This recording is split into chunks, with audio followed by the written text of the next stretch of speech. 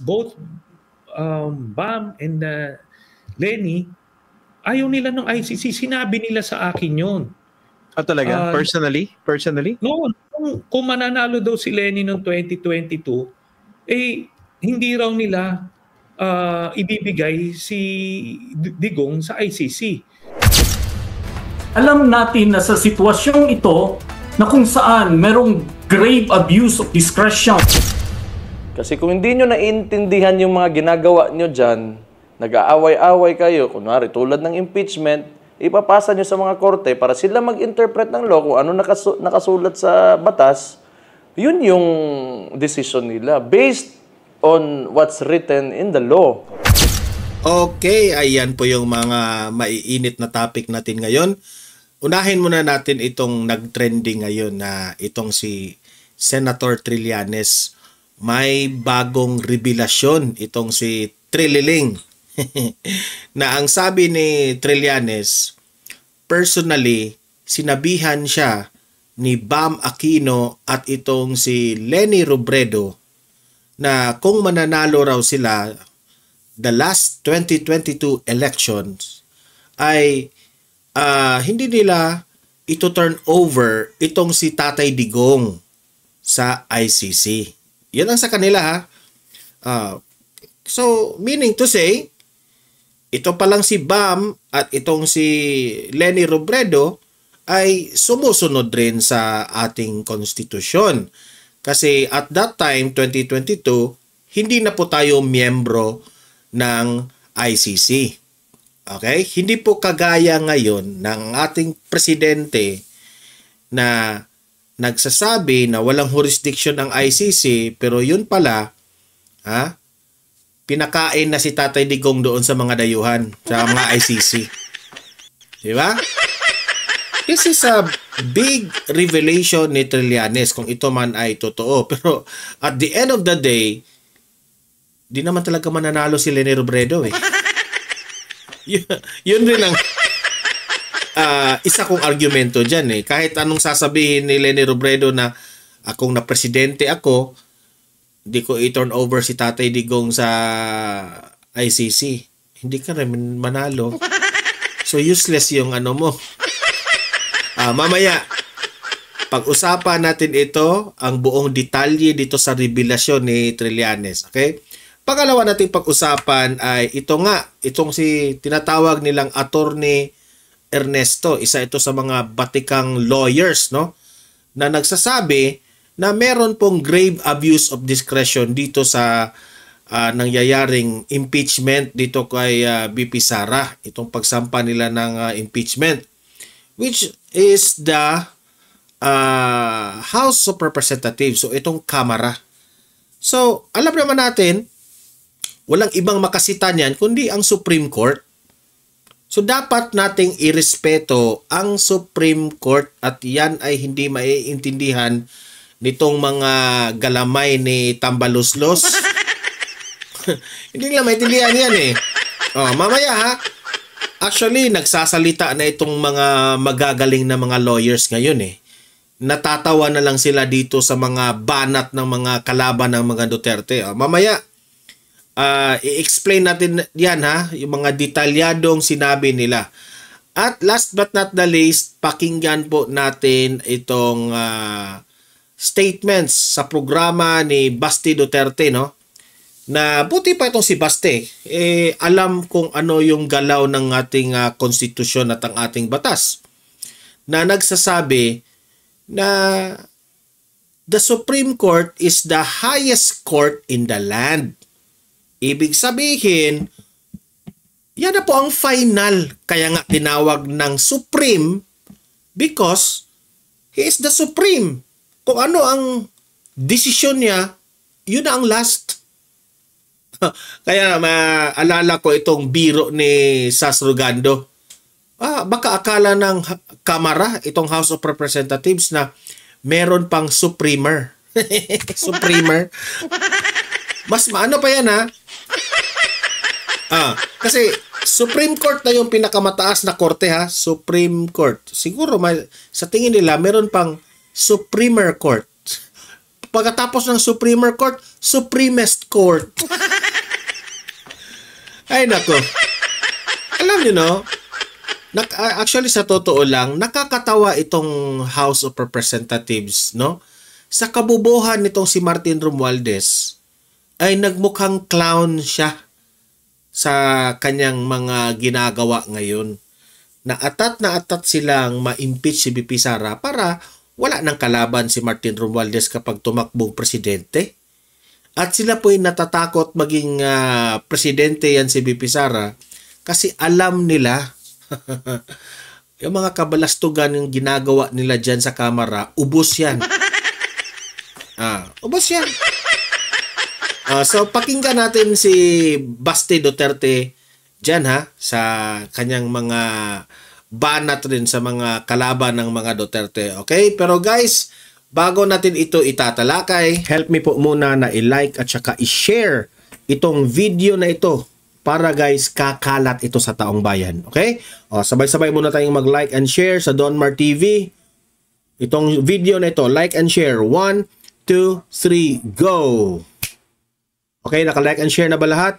And also guys, sa mga bago pa lang dito sa aking channel, mag-subscribe na po kayo para lagi kayong updated sa ating mga balita. And at the same time, yung mga cellphone ninyo, ma-notify yan kung meron tayong breaking news, bagong uploads, o kung nagla-live ang ating channel. Ma-notify kayo lahat dyan. Kaya mahalaga po na mag-subscribe tayo sa Donmar TV. 1, 2, 3, go! Ayan, nakasubscribe na ba lahat? Okay, so unahin muna natin itong dito kay Trillanes, no? Balita sa revelasyon ni Trillanes. Wait muna.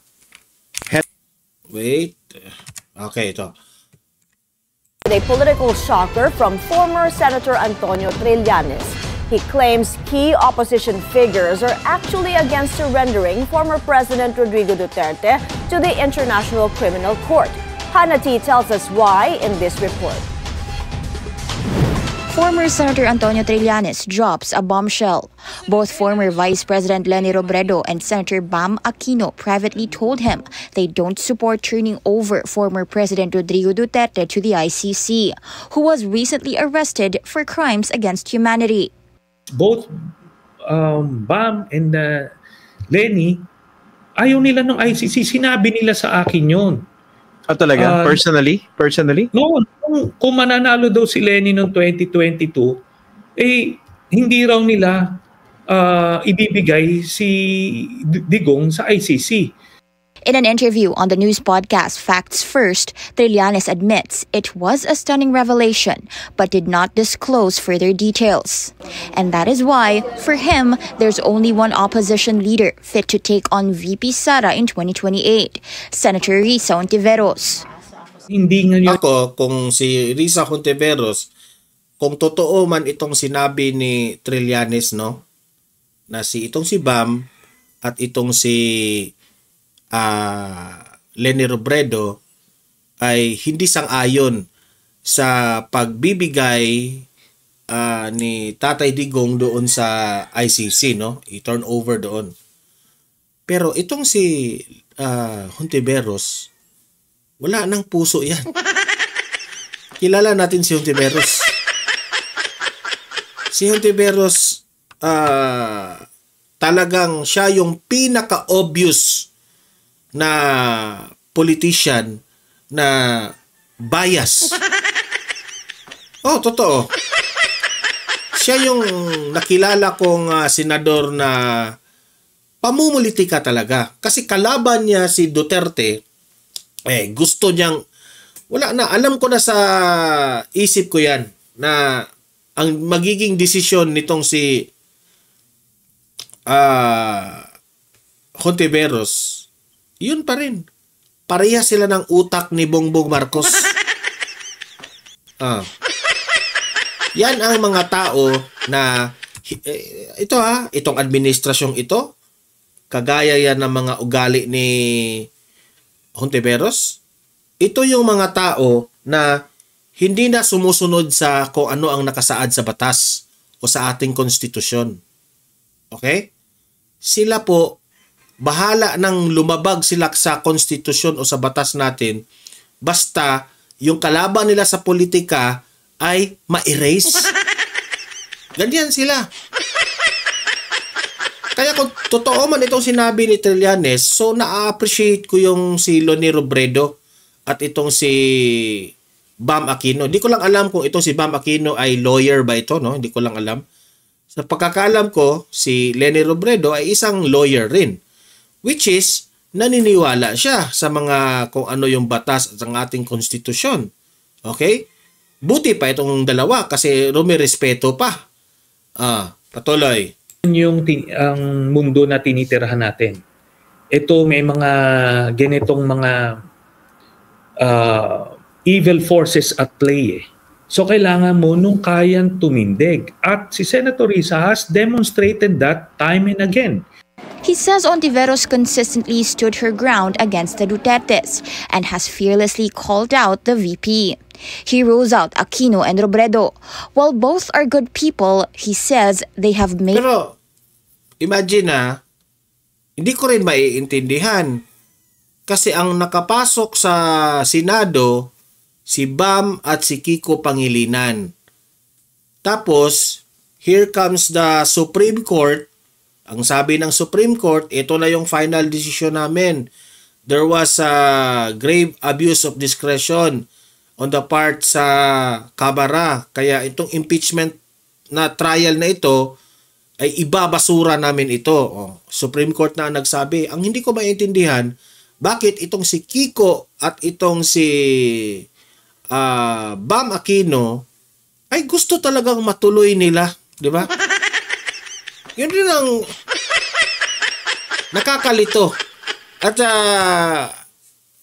eto pa, kung talagang attorney itong si Bam at si Kiko Pangilinan, no? Dapat naman sigurong alamin nyo, basic man yan na kapag Supreme Court na ang magdesisyon, wala na. That's end. Pero bakit talagang ipinupush ninyo na magkaroon ng impeachment trial? Insulto yan sa ating Supreme Court. Diba? At hindi lang insulto ito sa Supreme Court, ha? Nakakabawas po ng pagiging lawyer nyo yan. Kasi basic 101 yan ng lawyer, sa pagiging lawyer ninyo yan. Basic yan na ang Supreme Court, wala na makapagpigil sa Supreme Court, pero pinipilit nyo Hindi ko nga maintindihan itong dalawa. Pero sa ICC, issue dito kay Tatay Digong, okay rin naman sila, no? Ayaw nilang i-turn over, di ba?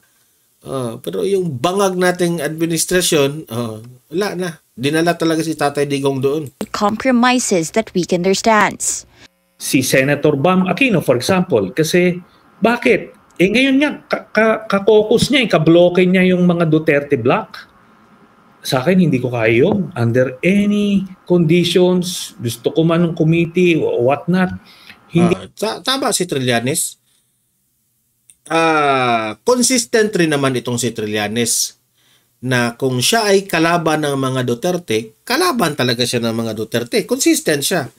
Pero itong si Bam at si Kiko Pangilinan, tinulungan pa ito ni Hontiveros na mangungumpanya, no?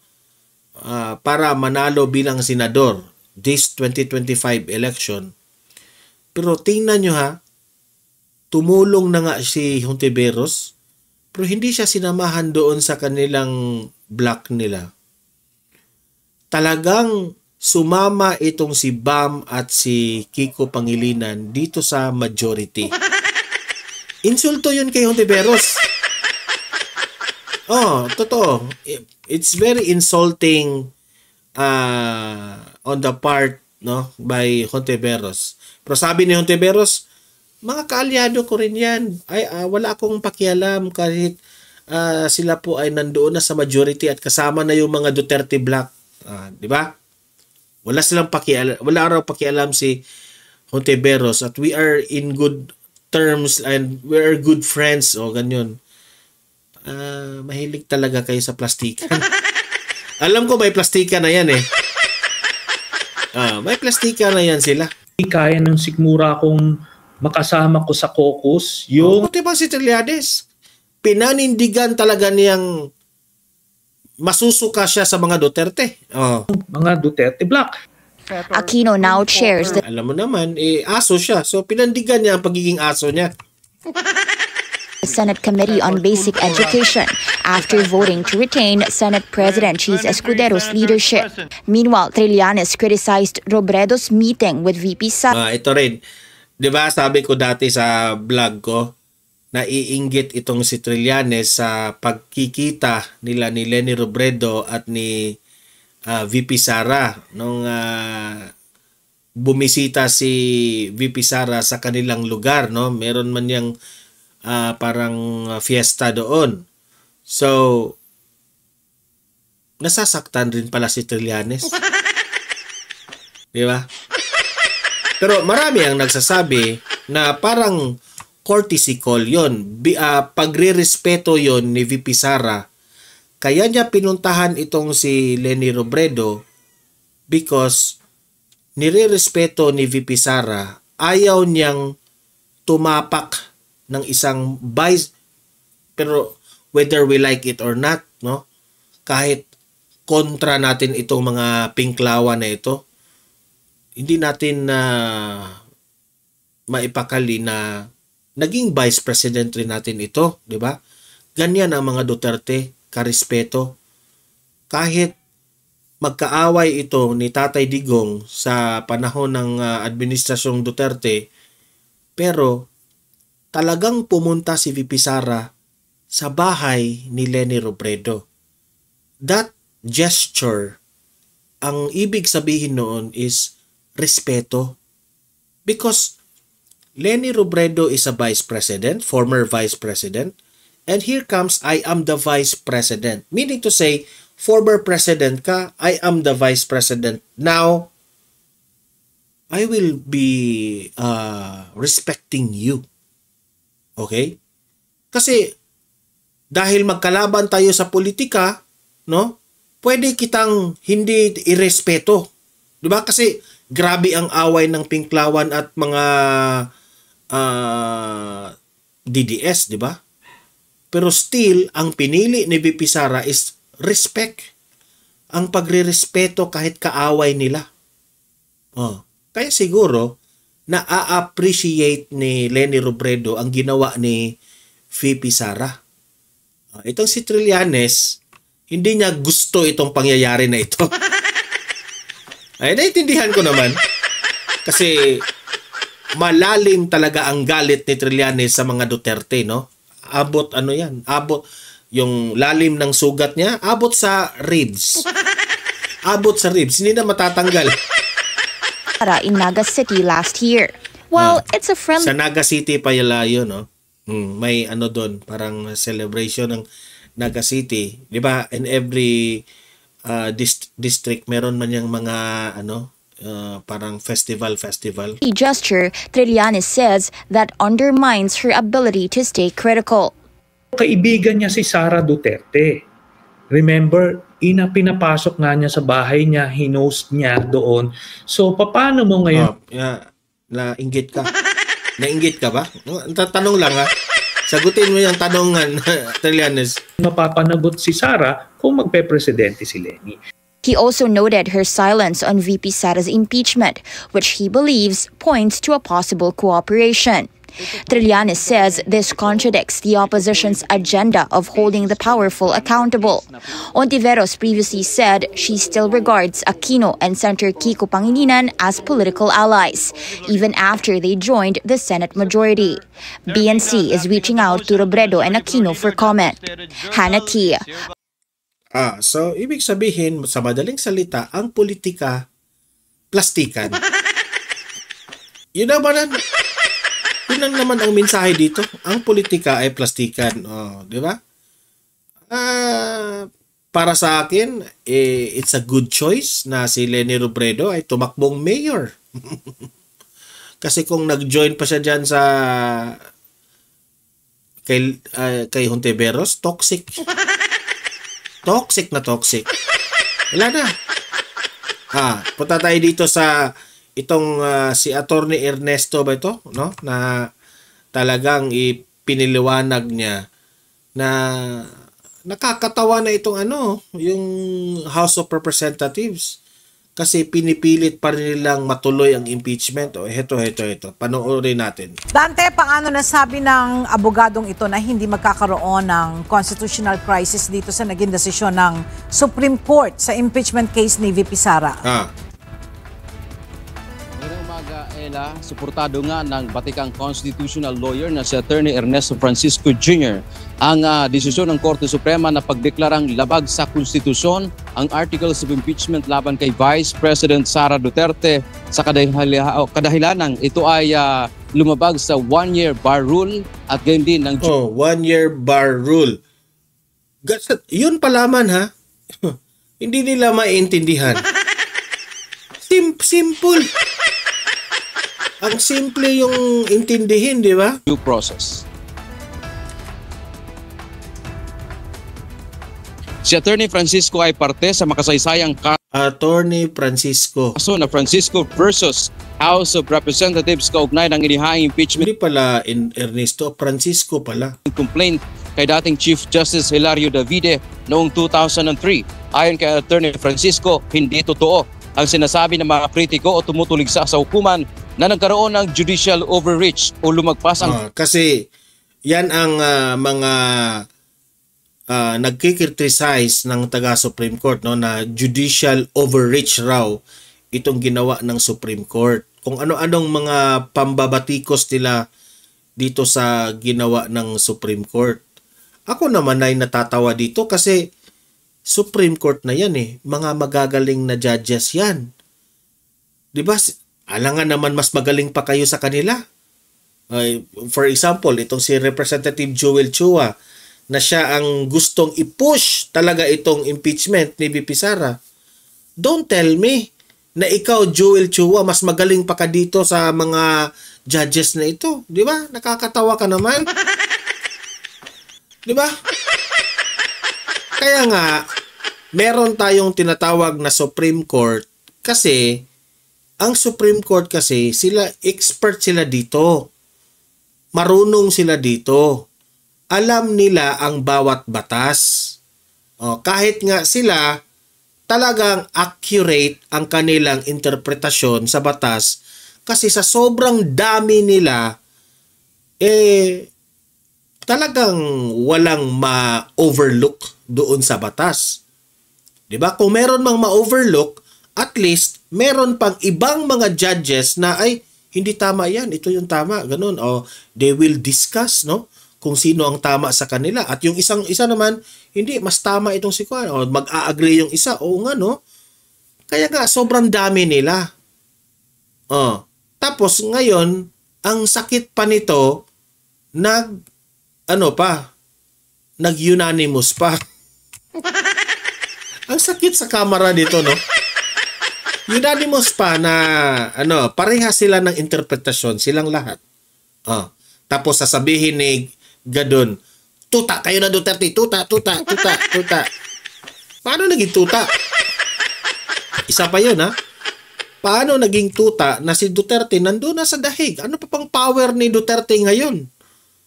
Alangan naman si VP Sara ang nag-control dyan, na si VP Sara rin. Hindi rin binigyan ng tamang kapangyarihan ni Bongbong Marcos. Di ba? Pasalamat na lang tayo na merong Supreme Court na ang tama talaga ay mananaig, di ba?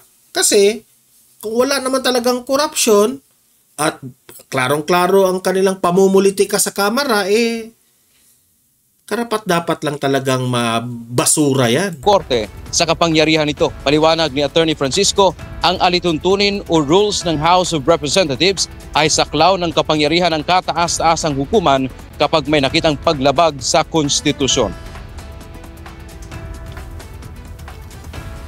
Alam natin na sa sitwasyong ito na kung saan merong grave abuse of discretion. Di ba? Siya nga mismo, ha? Oo nga, si Attorney Ernesto Francisco Jr. Shout out sa inyo, attorney ha. Constitutional lawyer, meaning to say, may alam ito sa ating konstitusyon. Siya nga mismo napaghalataan niya na itong House of Representatives ay talagang inabuso nila si BP Sara. Very obvious naman. Kahit balik-balik ta rin natin, obvious naman. Pinapupunta nila doon si BP Sara ha. Imagine that one ha. Ako ay mas mapananiniwalaan ko pa itong mga lawyers na ito sa Supreme Court ha. Kasi itong mga kongresista na ito, hindi naman ito mga lawyer ng iba dyan. Ang nakakasakit pa, pinapupunta nila doon si BP Sara para pakinggan nila itong si BP Sara ang kanilang budget proposal.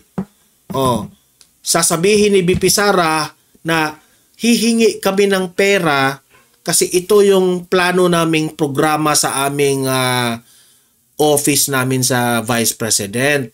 Ito yung hihingi namin pera. Ay nakalimutan ko yun, baka 4 billion ba yun o yung hihingi ni BP Sara para meron siyang mga programa na bibigyan ng ano tawag doon? Hospital assistance, burial assistance, kung ano mga assistance ang anong tawag doon, programa ni BP Sara. Kasi syempre naman, si BP Sara kasi hinahanap siya ng tao. Okay? She is very popular. Mas marami pa nga ang bumoto sa kanya kaysa si Bongbong Marcos nung eleksyon. So, natural na marami talagang taong hahanapin siya at hihingi ng tulong. Kaya nga, si BP Sara rin, humingi siya ng budget, no? Pera ng kamara para matulungan itong mga tao, no? Ang ginawa ng kamara, alam nyo ba? Instead na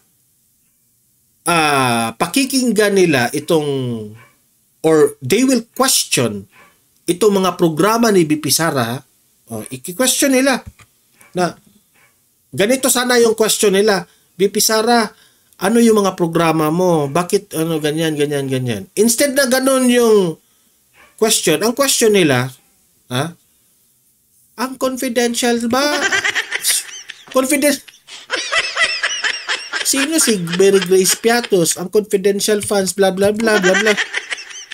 Remember, itong confidential funds na ito, 2023 pa ito, natapos na itong hiniring na answer na ito ni BP Sara doon. At sinabi na ng COA rin na malinis ang confidential funds ni BP Sara. Bakit ang titigas ng ulo nitong mga kongresista na ito? Diba? Wala silang argumento. Basta lang sila kay makaparatang ni BP Sara. Diba? So anong tawag mo doon? Grave abuse of discretion. Kung ano-anong mga tanong nila, nag-fishing sila ng kamalian ni BP Sara para may makapagturo sila sa kasalanan. I-impeach nila para wala nang sagabal ang kanilang amo na si Martin Romualdez. Umali o abuso ng pagpasya ng isang branch, isang sangay ng gobyerno, ang dapat na tumingin dyan ay ang Korte Suprema. Correct. At ang dapat na maglabas ng alituntunin, magwasto, ay ang Korte Suprema. Correct. Sa paniniwala ni Attorney Francisco, walang constitutional crisis kasunod ng desisyon ng Supreme Court bilang final arbiter sa kwestyong legal o pag-interpret ng batas. Sa huli, ang Supreme Court ang dapat na susundin at igalang. Ang ginawa ng hukuman tulad ng paglalabas ng panuntunan o requirement sa paghahain ng impeachment complaint ay pagwawasto lamang sa pagkakamalian niya ng Kamara. Ang ginawa lamang ng Supreme Court dito ay inilahad nila ng malinaw kung ano yung dapat gawin. At yan ay nasa karapatan, tungkulin at obligasyon ng Korte Suprema batay sa ating saligang batas. Wala akong nakikitang overreach. Ayon pa nga kay Di ba? So, lawyers na mismo ang nagsasabi niyan. Wala silang nakitang overreach sa hanay ng Supreme Court. So, talagang pahiya ang kamara dito, no? House of Representatives, no? Mag-impake na kayo. Mag-impake na kayo sa hiya. Pahiya sila dito talaga. Sa totoo lang. Sobrang kahihiyan ang nararamdaman nila ngayon. O ito, panoorin natin si Basti Duterte sa kanyang programa, no? At buti pa itong si Basti, no? Na alam kung ano yung hindi siya congressman, ha? Mayor siya, pero alam niya kung ano ang takbo ng ating gobyerno, bansa natin, na itong mga proseso ng mga when it comes to ang ating kapangyarihan sa batas. Panoorin natin. Ayaw nilang tanggapin. Yun. Mag-file pa sila ng motion for reconsideration apparently. I'll see. But for the part... I don't know. Pwede ka pa ba mag-MR? Hindi ko nga alam. Saan mo ipapasa yun? I don't know. So, anong court is higher than the Supreme Court? Mali sa Supreme. It's a bit disrespectful, no? If you really think about it. Disrespectful nga ang sabi niya. Yan ang ginawa ng kamera. Disrespecting the decision of the Supreme Court. Sabi niya, ano pa ba ang mas mataas sa Supreme Court? Siguro langit. Langit ba? Sige. Doon kayo magsampa sa Panginoon, mga congressman. Kung ayaw nyong sumunod sa Supreme Court. Di ba? I don't know how, kasi wala tayong comment from the from the Supreme Court. Let them answer that kung ano yung move na again ng Congress. So, yung Supreme Court talaga magsasabi na it's a technical matter. Only lawyers know that. True. We'll see if they'll really file the motion. But for the part of the Senate, in an interview, Senate President Escudero said they respect the decision and they will no longer convene the impeachment court. But although other senators like Risa, sinasabi nila they will still haharangin nila Mayor any motion to terminate the impeachment proceeding. So, abangan. Dapat kasi tapos na yun eh. Hanggang doon na yun, dulo na yan. Supreme Court. Or baka may korte pa. Because yung judiciary, yung mga korte, sila yung nag-i-interpret ng law. Kasi kung hindi nyo naiintindihan yung mga ginagawa nyo dyan, nag-aaway-away kayo, kunwari tulad ng impeachment, ipapasa nyo sa mga korte para sila mag-interpret ng law kung ano nakasulat sa batas, yun yung decision nila based on what's written in the law. Correct. So ngayon, anong gusto nyo? Amendahan nyo yung batas? Kasi hindi sumang-ayon sa gusto nyo. So anong purpose ng Supreme Court ngayon? 'Di ba? So it only shows that this issue, the impeachment of the Vice President, is purely political. Tama. Obvious. Abangan. In the House naman, Romualdez also said, regarding the impeachment, Mayor, he said that the power to initiate impeachment is the exclusive domain of the House of Representatives. It is neither granted nor guided by any outside institution. Tama naman. Kasi may separation of, there are 3 branches of government. May separation of powers yan. So, sige, hayaan mo siya sabihin na siya, but that statement is political. Diba? Yung decision ng korte, that's technical. Diba? That's objective. Ang opinion ng Congress is subjective to them. Yung opinion ng korte, objective yan. Walang, ano ba sabi ng Supreme Court? Ito yung sinabi ni Senior Associate Justice of the Supreme Court, Marvick Leonen. It is not our duty to favor any political result. Ours is to ensure that politics are framed within the rule of just law. So yun na yung sinasabi ko, Congress kasi, they are political personalities. They're elected officials. Politics yan. They have their interests. And, you know, ito kasing Supreme Court, objective ito. Objective ito. Subjective yung Congress. Ayaw nila si VP dito sa Supreme Court. Kasi sa Supreme Court naman, batas ang pinaiiral, hindi pamumulitika. Either gusto namin or ayaw namin si VP, we have to follow the law. Ganun yun. Ayaw lang tanggapin ng House. Malinaw naman talaga yan sinabi ni Leonen. And the vote was unanimous, 13-0. Yes. Supreme Court and bank. And also, Mayor, I think by their logic, since a lot of people has also mentioned the separation of powers, exclusive domain of the Congress, by that logic, Mayor, wouldn't you agree na it also goes the same for the Supreme Court, since they have also the power to question the constitutional intricacies of the legal proceedings ng impeachment. Since Congress, it's their job to think about the substance of the impeachment proceedings. The court naman is primarily a legal and constitutional procedure yung inaatupag nila. So he also said, Mayor, Justice Leonen also mentioned in his in the decision that the court has the duty to construe the process mandated in the Constitution. So it was procedural. The problem was procedural, of course. Yeah. Because may reference sila and that is the Constitution. So they have to follow it. Kasi hindi sila magiging justices pag hindi nila sinunod yun. Trabaho nila yan. Ang trabaho ng Congress, ipitin yung kalaban nila. Di ba? Yan yung difference eh. Pero kasi pag yung mga matters kasi talaga na hindi ma-resolve sa mga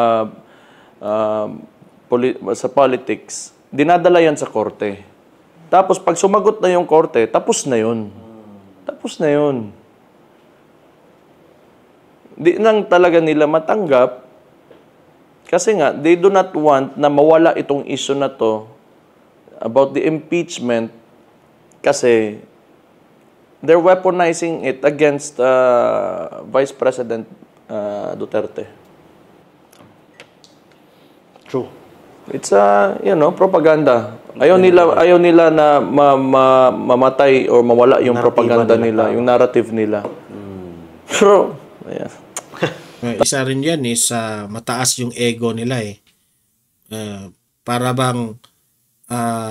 hindi sila mapahiya sa publiko na sila po yung nagkamali ang kamara. So talagang paninindigan nila na sila yung tama. When in fact, the Supreme Court has the accurate and detailed analysis sa mga ebidensyang inipresent doon. At sabi pa doon ng Supreme Court, very obvious, alam natin ang Supreme Court. Marunong yan.